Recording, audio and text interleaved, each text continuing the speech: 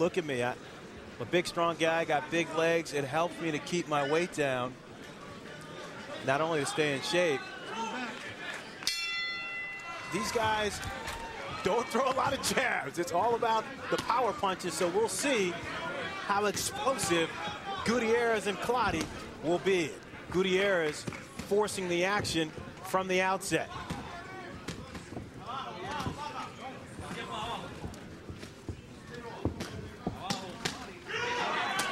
Clottey doubles up, the left hook, and Gutierrez comes right back as well. You see, Gutierrez is a big, strong, physical welterweight, and Clottey welcomes his kind of style. He likes the guy to come at him so he doesn't have to chase him around. This fight promises to start pretty good as it has and get better throughout. Gutierrez a little low there, and referee Lou Morat tells him to keep it up.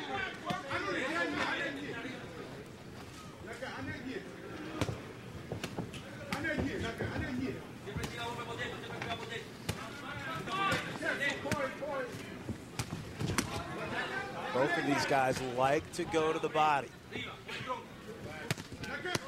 Scraping left hook from Joshua Clottey. Lennox, Clottey does not seem to be turning that left hook over. No, he's throwing a sweeping left hook. There's not really too much power behind it, and it's not really too effective. But what he's doing right now is just, he's just biding his time. He's allowing Gutierrez to come at him. Gutierrez lunging in, Clottey waiting back to counter. Clottey doing a nice job of keeping his hands up a la Winky Wright. He likes to keep both of his hands up around his head. There you see. Trying to at least present the side of having an impenetrable defense. The old Livingston Bramble, Donald Curry, Winky Wright. A lot of trainers may say, he's keeping himself too tight. Ike Corte, elbows tucked, hands high, chin tucked. Good defense.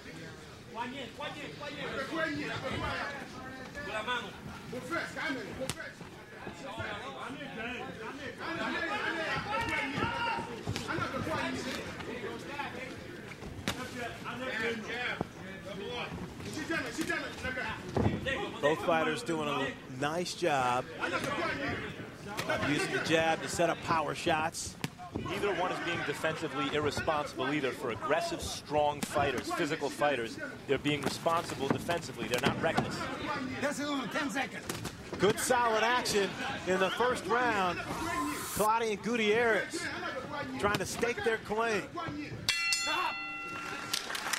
In the corner of Richard Gutierrez, they will be speaking Spanish, and interpreting for us will be Ray Torres.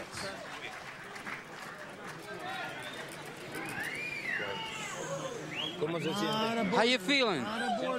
You feel good?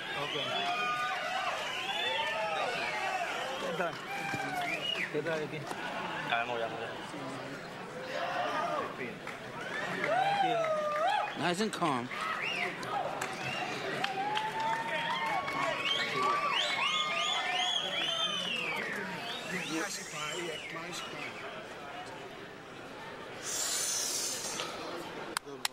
Good. Okay, I'm good.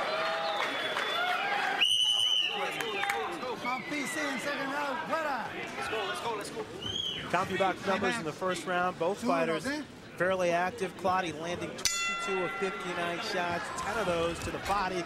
Gutierrez 9 of 63. And Lennox, we saw Joshua Clottey at the end of the first round. Looked like he was breathing pretty heavily. I think that's just the first round kind of blues kind of thing. You get your breathing up to par and get used to it. I'll tell you what, considering Clottey opened a surprising 6-1 favorite. Reports were as much as a 6-1 favorite. Gutierrez didn't have that bad a first round. Dr. Lou Morat says no knockdown there. Gutierrez forced Clottey down with the weight of his hand, pulling him down.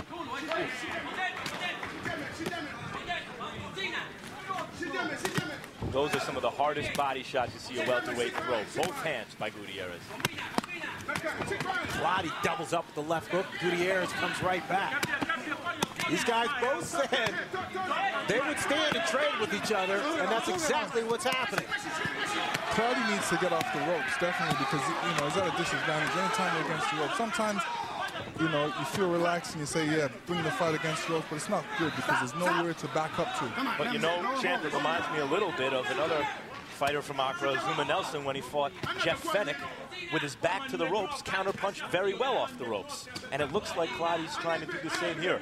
Lure Gutierrez in, the bigger, stronger, younger fighter. Let him throw to the body and counterpunch off the ropes, maybe. The only problem with that is how it looks to the judges. And the judges may think, oh, this guy's got him against the ropes, so he's the one that's winning the fight. So sometimes it can work against you. Gutierrez misses the left hook. Clottey now forcing the action. He pushes Gutierrez into the neutral corner. Now the fight's back out the center of the ring.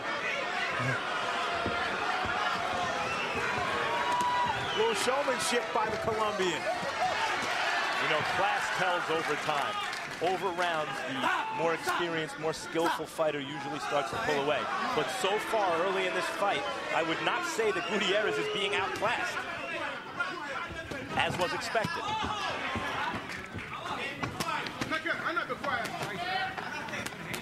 He blocked those uppercuts by Clottey.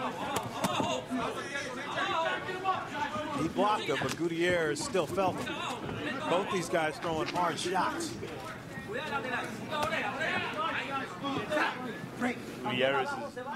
Gutierrez told us in the fighter meetings that when Lennox, you asked him if anyone could stand up to his body shots.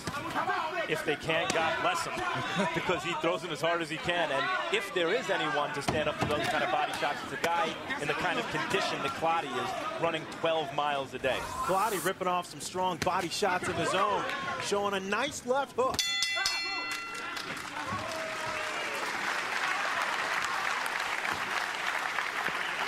Very good. August 5th, it's a matchup of former 147-pound champs on the comeback trail. When Ike Corte faces off with Vernon Forrest in a 154-pound fight. Also that night, former junior middleweight titleist Kasim Uma takes on undefeated Sekou Powell. And 1 week later, heavyweight champion Hasim Rahman fights a rematch against Oleg Moskayev, who knocked Rahman out back in 1999. Knocked him out of the ring. Knocked him temporarily out of contention.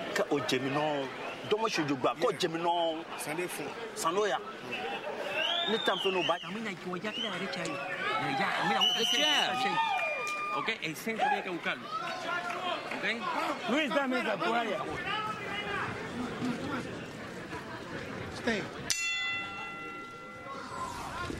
Richard Gutierrez's camp, they clearly acknowledged, you know what? First 18 fights were in Colombia, and we'll give it to you.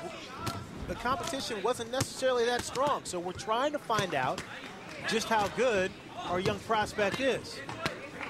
This is his 5th fight in the United States. Well, so far the answer is pretty good. He may not be winning the fight, but he doesn't look bad. Clottey doubles up with that left hook and then catches Gutierrez with a right. Gutierrez acknowledges. Clottey, on the other hand, he was very emotional when we talked to him today, and he said, you know what, I want my name to be mentioned. It's not so important for me to fight for a title, but I want to be part of the buzz. I want to be a name when guys talk about Antonio Margarito and Shane Mosley and Ricky Hatton. I want to be a guy who's named in that conversation as guys that should get an opportunity to fight them.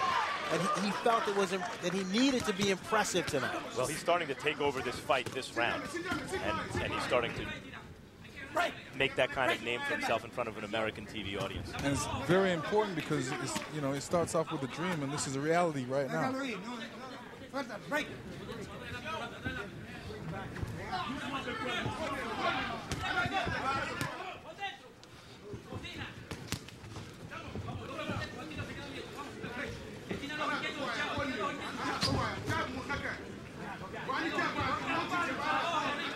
One of the problems that Clottey does have, though, when he lunges in, he kind of shuts himself out, as if right there he kind of smothers himself and doesn't give himself enough room to let his hands go. Yeah, that's a situation he's just getting in too fast. It's a situation where he's running in without throwing the punches.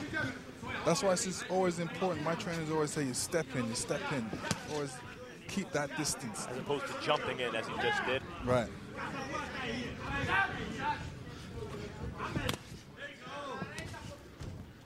Let him go. Though Joel Julio came into the Carlos Quintana fight last month with much greater fanfare than Gutierrez came into this fight. Let him go. Don't play. Gutierrez is not being undressed by Clottey the way that Joel Julio was undressed by Carlos Quintana. Let him go. This may have been the type of fight that Julio would have preferred. Quintana did a great job of boxing Julio and staying on the outside. Clottey made no bones about it. He was going to stand there and mix it up, and that's what we're seeing.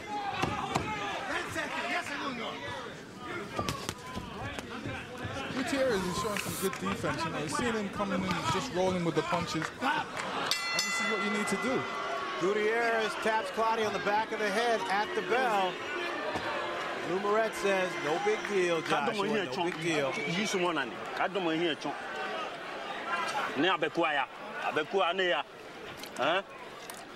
More combination.